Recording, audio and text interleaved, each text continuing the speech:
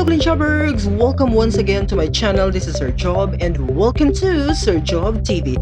Para sa lahat po ng mga new explorers tsaka newly discovered pa lang po sa aking channel, please don't forget to subscribe and click the notification bell for you to be updated with my future videos. So finally, we're done discussing the first two parts of our lesson under MELC number 9 in the subject Understanding Culture, Society, and Politics. So for tonight, gabi po ang ating shooting ngayon because I have no time kanina para i-shoot ang mga videos kasi napaka-busy po sa school, preparing for the module distribution. So isa-shoot po natin ang video lesson natin tonight. So for the first time in the history, gabi ko po isa-shoot ang aking video. So our topic for this evening is all about social mobility system. Welcome to my video number 80.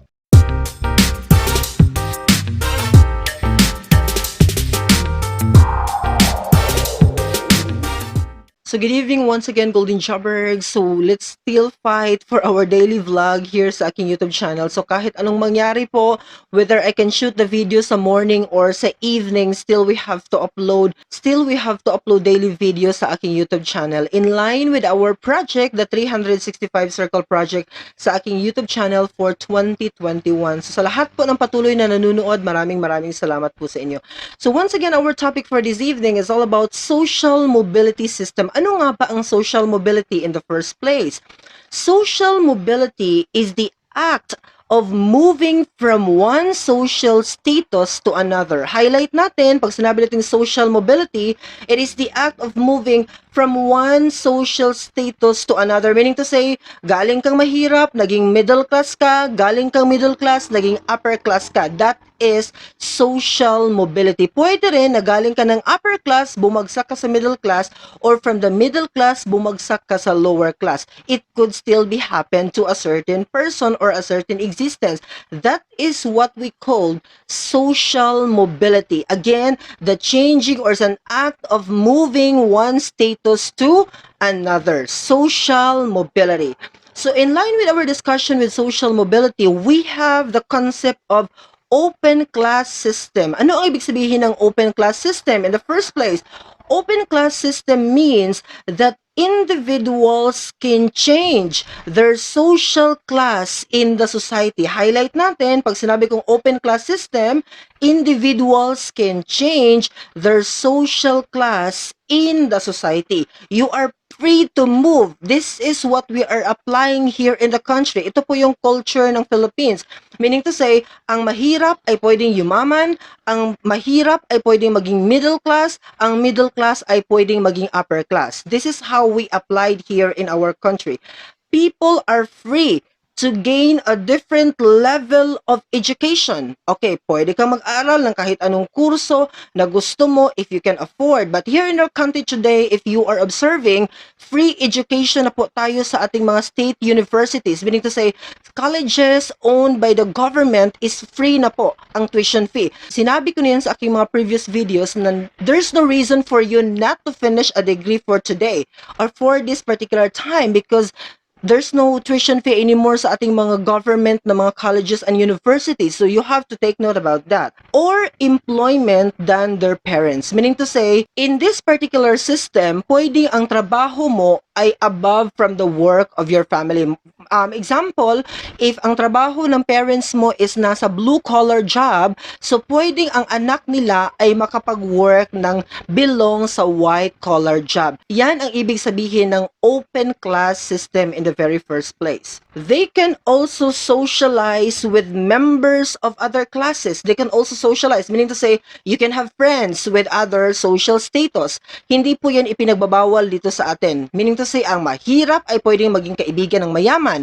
Or it could be, ang isang mahirap na babae ay napangasawa ng isang mayamang lalaki. That is possible in this particular society. Sa atin dito sa Philippines, normal po yan and it's really happening. You could also mingle with the other statuses in the society, which allow people to move from one class to another. So yan po ang ibig sabihin ng open class system, meaning to say you can move from your status now, kung saan ka man nabibilang, as I use as an example, kung nasa a lower class ka ngayon, you can be a middle class or an upper class depending on how you are going to exert an effort in order for you to improve your plight in this particular existence. So, aside from open class system, in respect to social mobility, we also have the caste and closed class system. Okay, anong ibig sabihin nito? People can do little or nothing to change their social standing.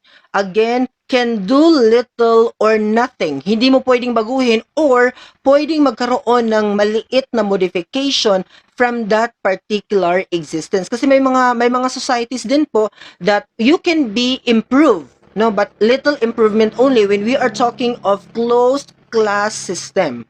Unlike sa open system, kasi pwede talagang mabago ang entire system ng buhay mo.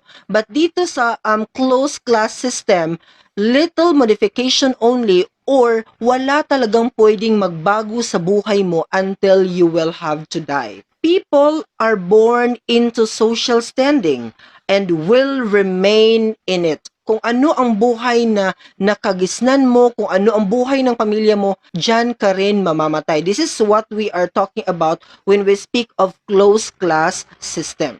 People are assigned occupations regardless of their talents, interest, or potential. So, nasa status mo po yan, whatever talents you have, whatever potential you have, whatever skills you have or interest, pero nung ipinanganak ka, yan ang kinibibilangan ng pamilya mo, yan ang kinibibilangan ng grupo ng family no, you will be identified in that particular level of status in the society. Yun ang ibig sabihin ng caste and closed class system. Okay?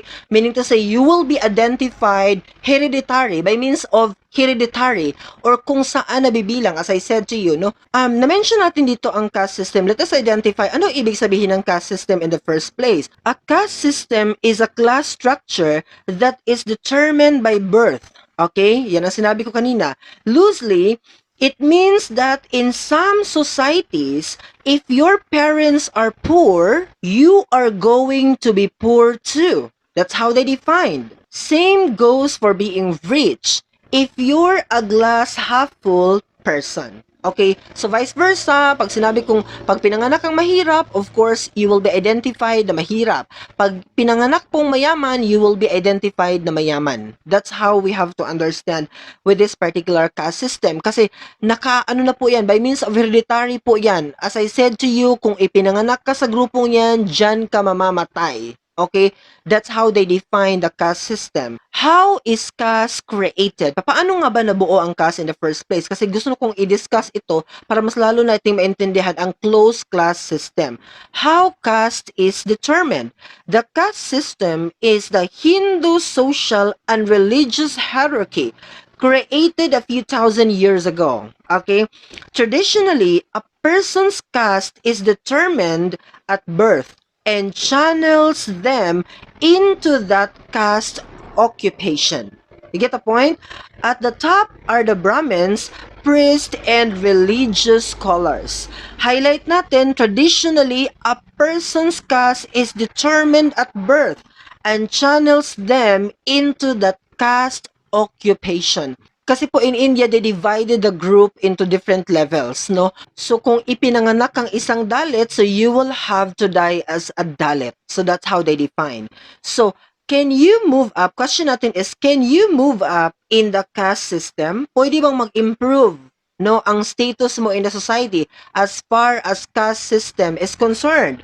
The only way a person became a member of a particular caste was by birth. Okay, highlight po natin ito, yung kapanganakan mo po talaga ang basis ng yung caste group or caste belongingness. Yun po ang ibig sabihin nila. Hindus believe when a person dies, he or she is reincarnated as another being, hopefully in a higher caste. So meaning to say, they are expecting, kasi nung ipinanganak ka ngayon, this is the present existence you have, wala ka talagang opportunity na mabago ang level mo in the society as far as caste system is concerned. So ang ibig sabihin po, they are hoping that with the application of reincarnation, no, sa next life mo, magiging higher na po ang caste mo in the society. So that's how they define this particular caste system.